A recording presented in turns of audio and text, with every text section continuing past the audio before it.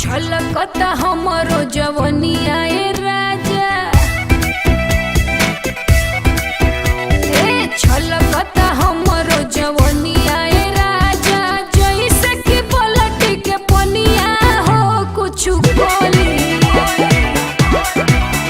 रानी हमहू भर लोट पानी हो अवधानी, रानी हमहू भर लोट पानी हो अवधानी।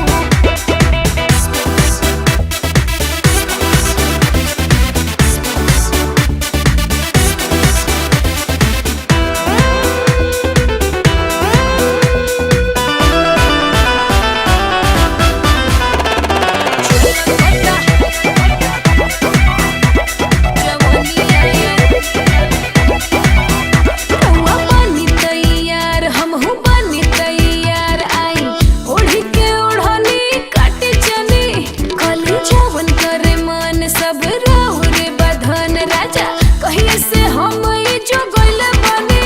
रानी फेरा में जब से तोहरे लागल बनी, जाने हमके तना रतिया सही जागल बनी।